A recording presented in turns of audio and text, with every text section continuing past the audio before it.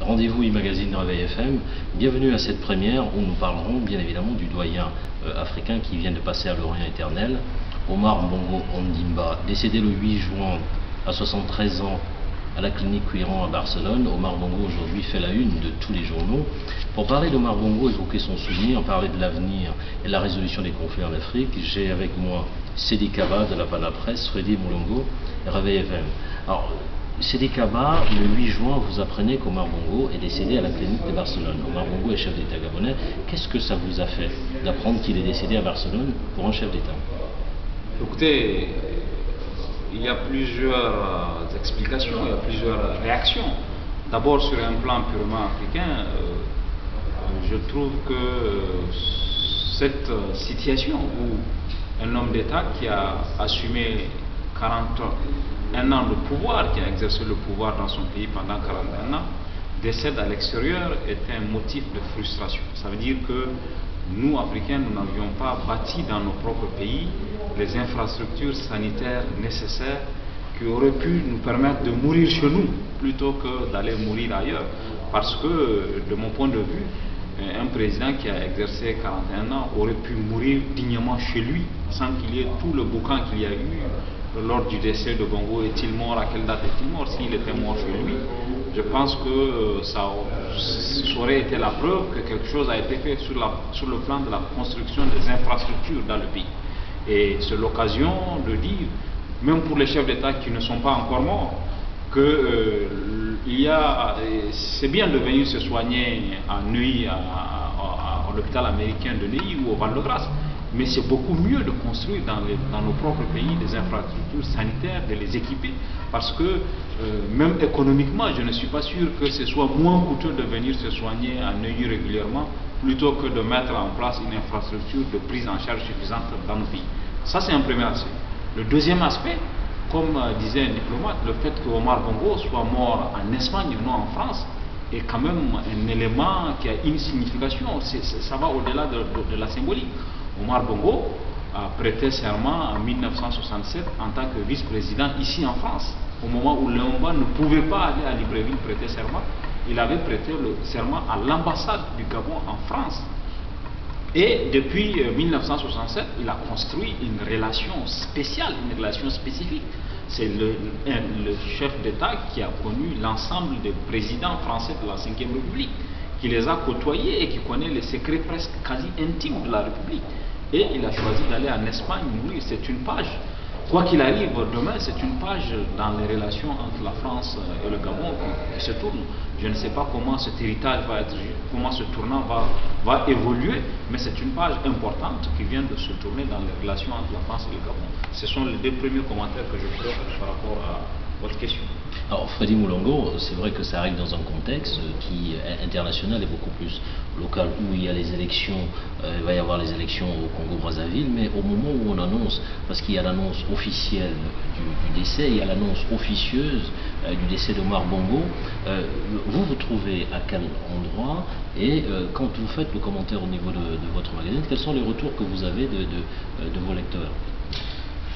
Merci pour la question. Moi, ce que je vais dire, c'est que 3 jours avant l'annonce officielle, nous avions un reporter en Espagne, à Barcelone, qui était allé s'enquérir de la situation sanitaire du président Omar Bongo.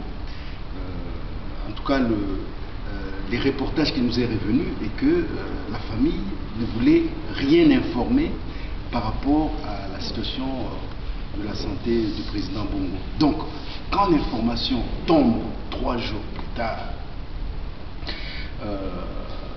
certes, on est dans une situation où on s'interroge, est-ce que c'est vraiment vrai? Parce que ça fait plusieurs fois qu'on a enterré Bongo vivant, même mort officiellement, ça posait un peu problème. Mais moi, je vais dire quand même que, pour enchérir à ce qu'a dit Sedi Kaba, c'est que c'est quand même triste, parce que il est inconfortable que à chaque fois que nos chefs d'État sont malades, qu'ils puissent avoir la possibilité de prendre l'avion pour venir se soigner en Europe, alors que nous n'avons pas sur le continent des infrastructures qu'il faut. Est-ce que les Congolais aujourd'hui, ou excusez-moi, les Gabonais aujourd'hui, peuvent eux aussi avoir accès aux soins de santé le même que le président Bongo? Je pense que ça aurait été une bonne chose après 41 ans de pouvoir assez, je dirais, pas monarchique, mais un pouvoir, parce que Bongo lui-même, en tant que baobab de la France-Afrique, représentait à lui tout seul ce pays qui s'appelle le Gabon.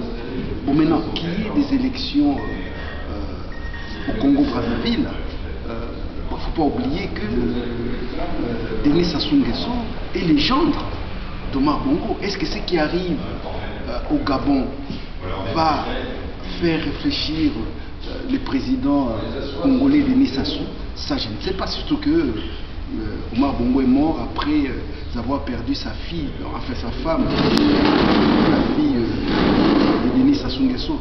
Et je crois personnellement que s'il arrivait que Denis Sassou Nguesso gagnait les élections, je ne pense pas qu'il va diriger le Congo-Brazzaville comme il a fait tous ces années. Je crois que la mort du président Omar Bongo est une mort qui doit faire réfléchir tout un chacun. Où allons-nous? Que voulons-nous? Et quelle Afrique voulons-nous laisser aussi à nos enfants? Mais je pense que le fait qu'il soit mort à l'extérieur du pays, ça pose vraiment un problème de confiance par rapport à son pays. Ça pose un problème de confiance aussi par rapport aux médecins de son pays. Ça pose un problème par rapport à la confiance d'infrastructures de son pays. Donc tout ça, je pense qu'il ne nous a pas laissé... il n'a pas laissé un héritage. Si vous permettez, je vais rebondir sur ce qu'il a dit et pour conforter encore. Vous savez que quand le président Yadema est décédé dans l'avion qui le transportait vers l'étranger où on devait le soigner, c'est la preuve de la limite de ce type de politique que nos dirigeants ont choisi. C'est-à-dire que même si ils sont convaincus qu'eux ont les moyens à la fois financiers et techniques de se faire évacuer, cette politique a une limite. Parce que le chef d'État peut avoir un problème et le temps de l'évacuer, il peut mourir dans l'avion qui le transporte. Donc l'exemple de Yadema est un exemple quand même qui illustre les limites de cette politique où les chefs d'État africains partent à l'étranger se soigner en se disant on ne développe pas l'infrastructure chez nous. De toute façon, nous, s'il y a un problème, on peut prendre l'avion pour Paris ou pour Londres.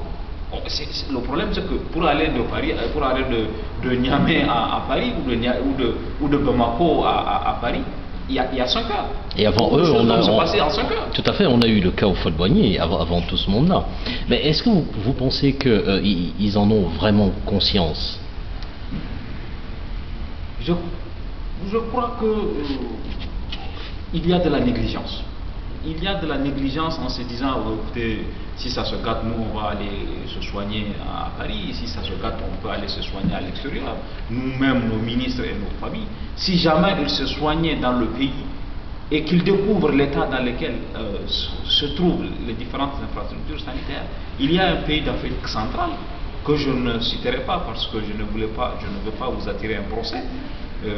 Il y a un pays d'Afrique centrale où l'hôpital principal du pays il n'y avait pas d'ascenseur, les ascenseurs étaient tombés en panne.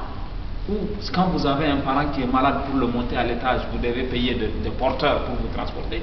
Je suis sûr que si le chef de l'État ou sa famille se soignait dans cet hôpital et avait l'obligation de marcher 5 escaliers pour rejoindre le cabinet médical où il doit faire une consultation, que les choses auraient changé. Sauf que nous sommes dans une situation où dans certains pays, les dirigeants ne connaissent pas intimement la réalité de leur propre pays. Ils pensent qu'eux, ils ont suffisamment de moyens pour aller se soigner. Et du coup, bon, pour les citoyens lambda, ce n'est pas leur problème, ils ne se préoccupent pas des infrastructures. Et nous sommes arrivés à cette situation qui a des limites et dont les limites peuvent être dramatiques pour les pays, pour les dirigeants.